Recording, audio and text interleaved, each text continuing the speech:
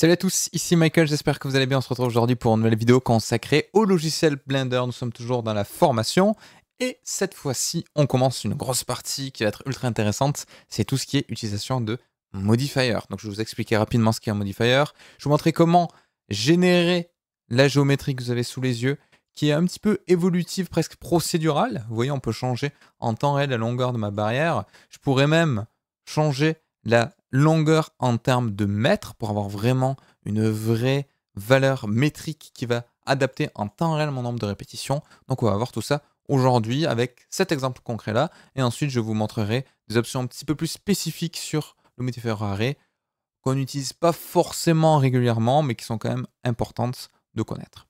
Donc je vais aller dans un nouveau fichier Blender et on va tout commencer de zéro. Je vais réactiver le screencast key, comme ça vous ne serez pas perdu, vous allez avoir les touches qui s'affichent juste ici. Donc je vais tout supprimer et je vais rajouter, donc classique, le cube alors que je viens de le supprimer. Avec G, je vais le décaler pour être sur le sol. Je vais changer l'échelle en Y, donc tout ça normalement vous savez faire. Je vais changer l'échelle en X avec le raccourci S. Je vais l'affiner un petit peu plus. Je vais passer en mode édition. Avec CTRL R, je vais faire un cut sur la largeur. Je vais prendre mon arête du dessus. G, Z, je vais augmenter un petit peu, voilà, comme ceci. Et je vais rajouter maintenant des petites coupures pour faire les extrusions sur le côté. Alors comment je fais? Je vais faire CTRL R, et là on est un petit peu déçu, parce que il me fait quelque chose qui suit un petit peu la forme que j'ai en haut pour avoir un flow qui est régulier. Alors c'est pas très grave, je vais faire un coup de molette vers le haut pour avoir quelque chose qui ressemble à ça. Je vais faire échappe, et maintenant je vais faire SZ0, et ça va m'aplatir mes arêtes. Mais là si j'applique, en fait ça va me superposer mes deux coupures, donc je vais le faire en deux temps. Je vais d'abord passer en mode wireframe, je vais sélectionner uniquement ces arêtes-là, SZ0, donc là on est bon, je fais exactement la même chose en bas, SZ0, donc là aussi on est tout bon, et je vais pouvoir les décaler un tout petit peu parce que là, je vais avoir quelque chose de beaucoup trop important, donc je vais mettre par exemple à cette distance-là, avec CTRL R, je vais refaire deux coupures ici, cette fois-ci pas besoin de redimensionner, automatiquement il me fait quelque chose de 100% horizontal, vu qu'il est intégré dans des faces qui, elles, sont horizontales. Et là, je vais faire un SZ pour avoir quelque chose qui ressemble à ceci. Et là, normalement, on est tout bon. Je vais sélectionner ces quatre faces-là. Vous allez comprendre pourquoi on utilise ces quatre faces et pas uniquement les deux sur le côté. Je vais appuyer sur I pour faire des insertions. Et là, on a quelque chose qui est un petit peu bizarre. Il me fait une insertion qui n'est pas homothétique, qui n'est pas homogène en termes de largeur et de hauteur. C'est normal. C'est parce que je n'ai pas appliqué l'échelle. Souvenez-vous, à chaque fois qu'on fait des modifications avec S en Object Mode, j'ai mon échelle juste ici, qui n'est pas appliquée, donc qui n'est pas en 1, 1, 1. Donc toutes les modifications, les propriétés et les modifiers vont être basés sur cette nouvelle échelle. C'est pas bon. Donc je fais CTRL A, Scale. Je vais un petit peu vite parce que tout ça, normalement, vous le connaissez déjà. C'est pas le but de la vidéo, le but c'est de vous montrer vraiment comment utiliser le modifier array. Là je vais passer en mode édition, et cette fois-ci si je fais un I, j'ai bien quelque chose qui est correct. Donc j'ai une insertion des deux côtés. Dans un premier temps, je vais juste sélectionner ces deux faces-là, pardon, j'ai mal parlé. Je vais faire une extrusion de par exemple 0,2. Non, un petit peu trop. Donc je vais faire une extrusion de 0,15. Voilà, par exemple.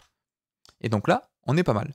Et maintenant, si on débute un petit peu Blender, pourrait se dire, bah, je vais dupliquer ça X fois avec Shift D, voilà, éventuellement du Shift R pour le dupliquer. Mais là, je perds totalement le côté dynamique. Imaginons qu'en réalité, je veuille changer la hauteur de cette subdivision. Bah, si je le change, ça va uniquement le faire sur ma première instance, pas partout. Ce n'est pas quelque chose de procédural, ce n'est pas quelque chose qu'on appelle non destructif. Le but des modifiers, c'est d'obtenir des assets, des générations de géométrie qui sont non destructives. Ça veut dire que ça va être basé sur une sélection de base, donc en l'occurrence ceci, et que tout va s'adapter automatiquement en fonction de celle-ci. Donc si je vais ici dans les modifiers, c'est un système de stacking. Donc c'est quoi de stacking? C'est-à-dire on a un ordre spécifique d'interprétation. Donc ça je vous le montrerai quand on aura abordé plusieurs modifiers. Mais faut se dire que d'abord il va interpréter le premier modifier, le second, le troisième, etc., etc. Donc je vais cliquer sur Add Modifier. Alors depuis les dernières versions, je ne suis pas forcément fan de l'affichage, mais les modifiers sont divisés en plusieurs catégories. On a les géométrie node, on a les edits, les generate, les deform, les normales, les physics et les R. Tout ça, ce sont des catégories. Donc nous, là, on veut générer de la géométrie, générer un tableau, et un tableau en anglais, c'est un array. Donc si je vais dans Generate, j'ai bien le array qui est représenté ici. Les icônes, pour le coup, devant, sont assez explicites. Le array, vous voyez que j'ai bien une duplication de X éléments. Si vous êtes un petit peu perdu, vous pouvez cliquer ici dans Search et faire array, entrer, et automatiquement, il vous le fait. Et là, le gros avantage, c'est que j'ai le count juste en haut qui me permet de faire plein de subdivisions, plein de répétitions, pardon, de manière dynamique. Et ça, c'est quand même assez cool. Ce qui est ultra intéressant, c'est que là, imaginons, je me dis, ah, en fait, la pique en haut, elle est trop vers le haut, donc il faudrait que je le baisse. J'ai pas besoin de le faire X fois, 13 fois en l'occurrence. J'ai juste à sélectionner mon arrête, je fais GZ, et en temps réel, vous voyez, il va tout adapter.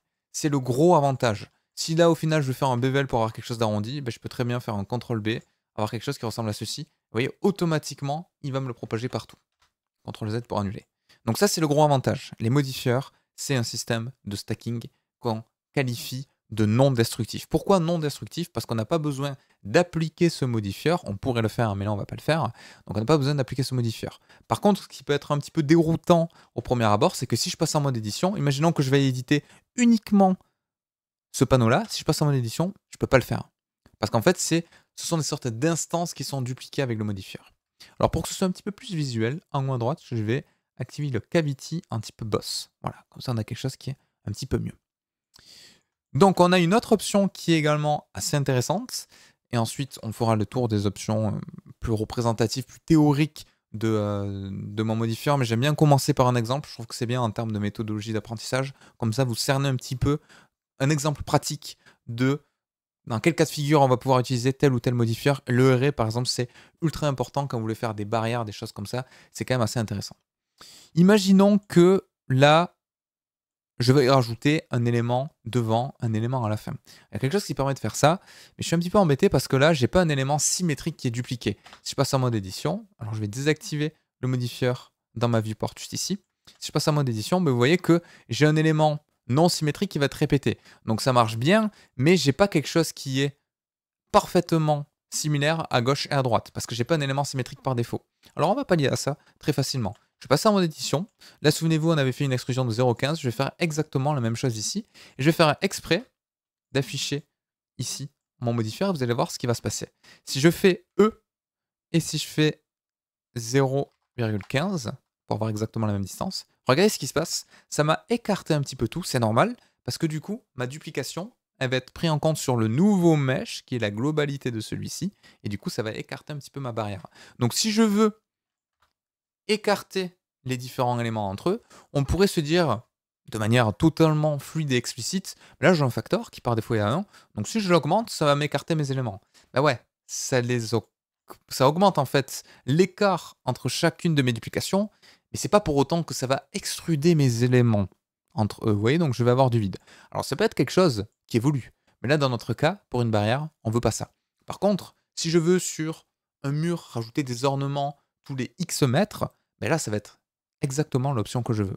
Mais là, comme j'ai dit, ça ne rajoute pas d'extrusion automatique. Le terme extrusion, je ne l'ai pas choisi de manière aléatoire, parce qu'en fait, si je passe en mode édition, que je prends les 4 faces qui sont juste ici, mais j'ai juste à augmenter la taille de mon extrusion, donc là en l'occurrence avec S, pour écarter ma barrière plus ou moins et obtenir vraiment ce que je souhaite. Donc je vais faire quelque chose qui ressemble à ceci par exemple, et là on va dire que c'est bon, que je suis convaincu de ma barrière. Donc c'est quand même assez intéressant. Donc on a plusieurs options qui s'offrent à nous. Par défaut, on est en count qui est fixe, c'est-à-dire que là, ça va être un nombre de répétitions. Si je mets 3, je vais avoir 3 itérations en tout. Donc il fait 2 duplications. Si je mets 10, je vais avoir 10 éléments en tout. Sachant que le premier est compris dans le nombre de duplications. Donc je rappelle, si je mets 3, là j'en ai bien 3. Je n'ai pas 3 duplications supplémentaires en plus de mon élément par défaut. Pardon, je mets la caméra devant. Mais j'ai 3 éléments en tout. Ok, donc c'est nombre moins 1 pour calculer un nombre de duplications, c'est quand même important quand on va rentrer sur des choses un petit peu plus complexes. Je pourrais également, alors on va pas faire un fit curve, donc ça ce serait pour correspondre à une longueur de courbe. On verra vraiment une vidéo spécifique où on fera par exemple une chaîne qui est le nombre de duplications, donc ce sera vraiment quelque chose de beaucoup plus souple en termes de, alors que là on a quelque chose de linéaire en termes de duplication. J'ai le fit length, donc là qui va correspondre à une longueur. Donc par défaut, si je fais 10 mètres, il va faire en sorte d'avoir une distance plus ou moins de 10 mètres. Alors pourquoi je dis plus ou moins? Parce qu'il ne va pas pouvoir couper un objet. Donc ça va être le minimum, le seuil à atteindre. Vous voyez, si je change ça, je vais vraiment pouvoir de manière spécifique définir un nombre d'itération très spécifique par rapport à une distance à respecter. Donc Blender va automatiquement faire son calcul. Donc là aussi, en fonction des cas de figure, ça peut être plus ou moins intéressant. On a le Relative Offset. Donc si je le décoche, il ne se passe rien. Pourquoi? Parce que j'ai aucun offset qui est stipulé par Blender. Mon array, il marche comment? Il marche avec ce qu'on appelle un offset. Un offset, c'est un décalage. Ça veut dire que j'ai mon itération numéro 1, on va lui dire tu la dupliques et tu la décales de x. Ce x peut être défini de plusieurs manières. Par défaut, on est en Relative Offset, ce qui signifie que Blender, il va faire une box autour de mon asset, voilà, comme ceci, tac, bon, qui normalement est précise et qui s'arrête vraiment sur le bord, et il va dire ça, c'est 1. Ok? Donc si j'ai un facteur de 1, ici, il va refaire exactement la même duplication, à l'infini, ou du moins jusqu'à la distance que vous avez définie. Donc si je l'affiche, vous voyez que ça marche bien. Si j'augmente ça, si je mets par exemple 1.5, ben en fait, mon 1 qui est ici, ben il va un petit peu plus loin. Il va aller là, par exemple, donc à 1.5. Et c'est pour ça que du coup, j'ai ce gap qui se crée au fur et à mesure. Donc là, dans notre exemple, c'est pas quelque chose qui va nous intéresser, mais ça existe. Par défaut, également, on est en facteur de x. Mais rien ne m'empêche de faire un facteur de y, par exemple, pour avoir une duplication dans l'autre sens. Rien ne m'empêche également de faire un facteur de z, pour avoir une duplication vers le haut. Donc ça, c'est vraiment en fonction de ce que vous voulez faire. Là, vous voyez que du coup, ma modélisation ne matche plus du tout à quelque chose de cohérent. Donc on a nos trois axes, et les trois sont additifs. C'est-à-dire que je pourrais très bien faire un facteur de x en rajoutant un petit peu de y. Et vous voyez que ça va rajouter un petit décalage. Donc vous voyez que là également, ça peut être intéressant. Vous commencez peut-être à comprendre un petit peu tout le potentiel du modifieur. Donc ça, c'était l'offset de base. Je vais repasser en fixe count. Je trouve ça plus intéressant pour la démo. Sinon, on va avoir des petites modifications qui ne sont pas forcément propices à votre compréhension. On a également le constant offset. Le constant offset, pour le coup, c'est vraiment une distance en mètres. Donc là, vous allez vraiment définir la distance comme vous le souhaitez, mais là aussi, en fonction des cas de figure, ça peut être plus ou moins intéressant. Si vous voulez une duplication précise tous les 2,28 mètres, par exemple, ben là, vous êtes sûr d'avoir quelque chose d'ultra précis. C'est pas ce qui va m'intéresser dans notre cas. Je peux également rajouter deux offsets entre eux. Par exemple, je peux très bien dire à Blender, mais je veux que tu me fasses un offset en X de 1 à 1 pour avoir vraiment une jonction très spécifique, pas d'éléments superposés. Si je vais en dessous 1, bien évidemment, en mode wireframe, vous voyez que je superpose des éléments. Donc ça, on n'aime pas trop. Mais sachez que c'est possible. Je pourrais lui dire, pour du X, c'est du relative offset. Par contre, sur du Y, j'aimerais bien que tu me fasses un décalage de 0,25 mètres. Et vous voyez que là, ça a bien fonctionné. C'est vraiment comme vous le souhaitez. Et on a également le Object Offset.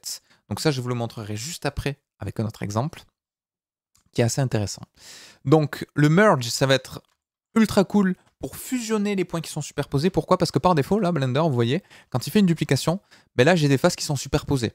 Donc c'est pas forcément quelque chose qui est visible au premier abord, mais en fonction de certaines modifications qu'on va rajouter après coup, ben, si on a des superpositions de points, Blender va faire des traitements comme si c'était vraiment des mèches séparées. Le fait de cliquer sur Merge, ça va permettre de fusionner cette partie-là. Alors, on s'en rend pas forcément compte visuellement, mais voilà, sachez que ça va fusionner les points qui sont superposés, donc je vous le conseille dans notre cas, c'est exactement ce qu'on veut. Si on veut vraiment une continuité sur un mesh, on va cliquer sur Merge, sachant qu'il faut avoir pour ça un objet symétrique. Donc les points qui ne sont pas superposés ne vont pas être mergés. Ça paraît évident, mais je le précise ici. Donc on a la distance de merge. Si je fais quelque chose trop élevé, vous voyez qu'il va me faire n'importe quoi parce qu'il va me fusionner les points qui sont très loin.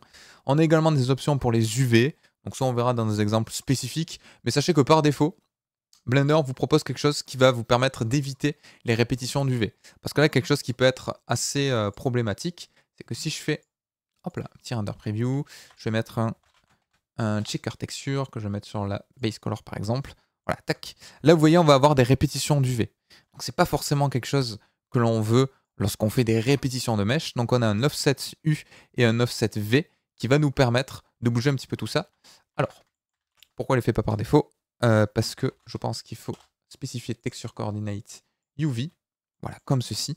Donc là, j'ai bien une répétition. D'ailleurs, mes UV sont pas beaux, donc je vais passer en mode édition. Je vais faire un U et un cube projection très rapidement.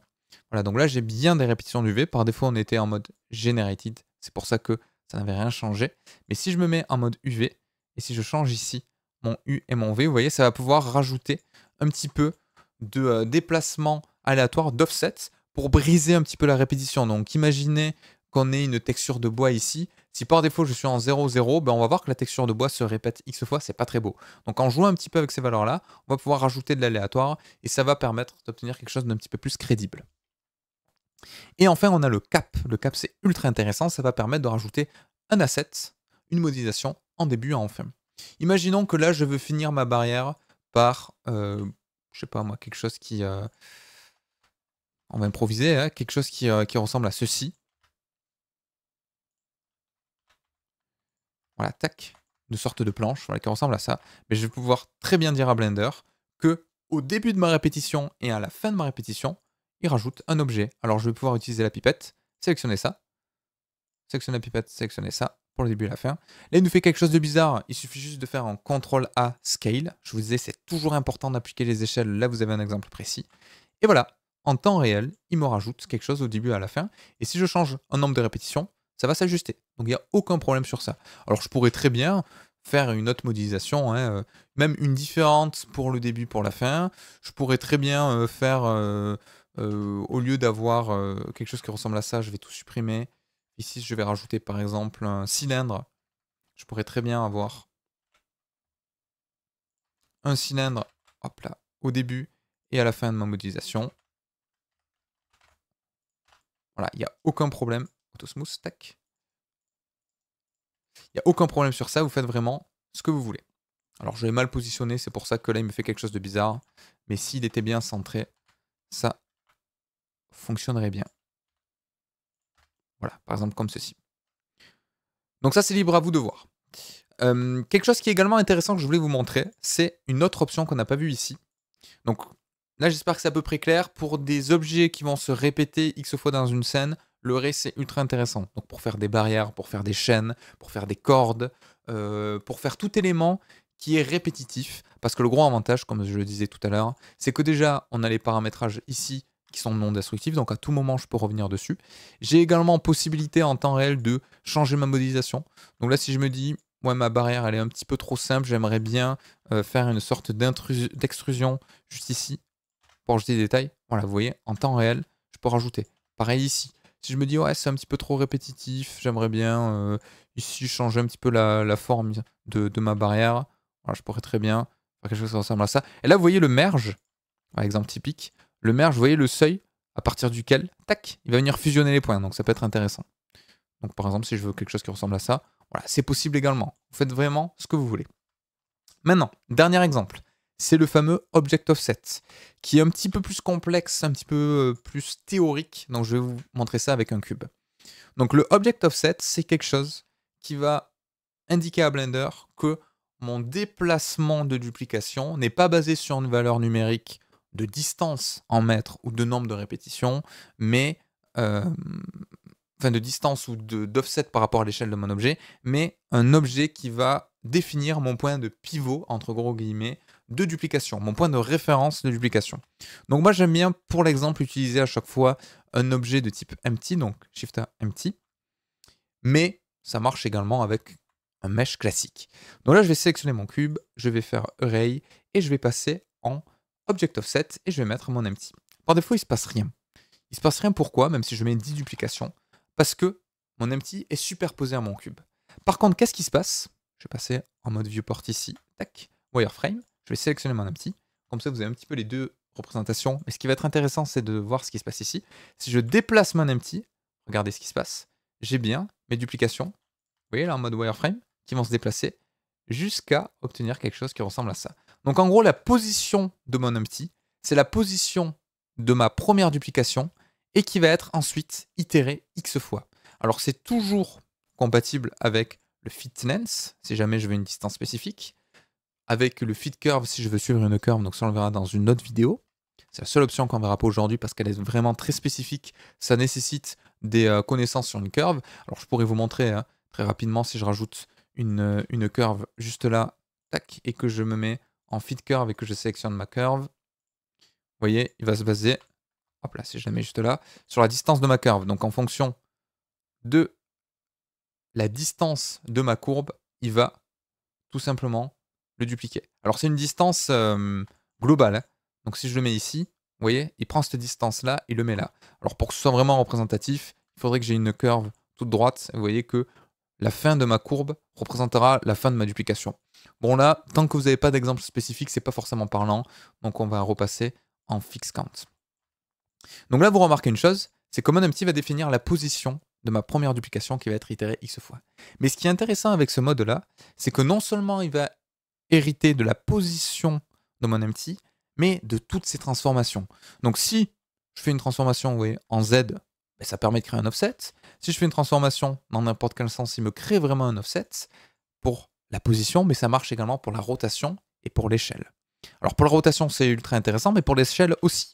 Parce que si je fais un scale en S, donc un scale par exemple de 1.3, qu'est-ce qui se passe? Ben, entre mon premier cube et mon second cube, j'ai bien une échelle de 1.3, puis à nouveau 1.3, puis à nouveau 1.3. Donc ça va nous donner quelque chose d'exponentiel, et ça permet, vous voyez, d'obtenir quelque chose d'abstrait, comme vous avez sous les yeux. Alors là, j'ai fait un scale homothétique, mais je pourrais très bien faire un scale non homothétique, pour obtenir quelque chose qui ressemble à ça. Vous voyez, en changeant la position et l'échelle, je pourrais très facilement obtenir des modélisations un petit peu abstraites, en générant quelque chose avec mon array. Et ça, le modéliser à la main, ce serait beaucoup plus long. Notamment si je rajoute une autre dimension, une dimension de rotation. Donc si je fais un Rx par exemple, regardez ce qui se passe. Très facilement, je vais pouvoir obtenir des duplications avec de rotation. Alors là, c'est exactement la même chose. Ma première rotation, elle est de x. Ma deuxième, elle est de, à nouveau, un x additif. Donc 2x, 3x, 4x, 5x, etc., etc. Et je peux vraiment même faire des doubles rotations si je le souhaite pour obtenir des choses totalement abstraites qui seraient beaucoup plus compliquées à obtenir en modélisation non procédurale, parce que là on se rapproche un petit peu d'un côté procédural, parce que c'est une itération, une opération qui est répétée x fois. Donc c'est quand même assez intéressant. Et donc pour les rotations, hein, voilà, je pourrais obtenir très facilement des choses qui ressemblent à ceci. Je pourrais également mettre mon empty juste là, faire une rotation voilà, qui ressemble à ça. Donc ça va être ultra intéressant, par exemple, si je veux couvrir un toit de briques, par exemple, de manière circulaire.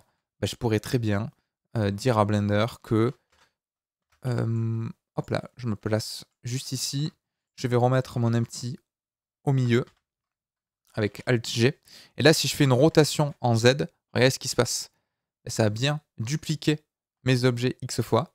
Alors pour être vraiment précis, il faudrait que la rotation, ce soit 360 divisé par le nombre d'itérations. Je m'explique. Si par exemple là je veux 12 itérations, il faudrait que je fasse rotation Z, 360 divisé par 12, je peux le taper au clavier.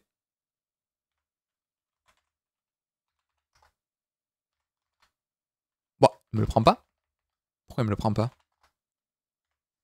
Bon, je vais faire calculatrice. Mais normalement il est censé le prendre.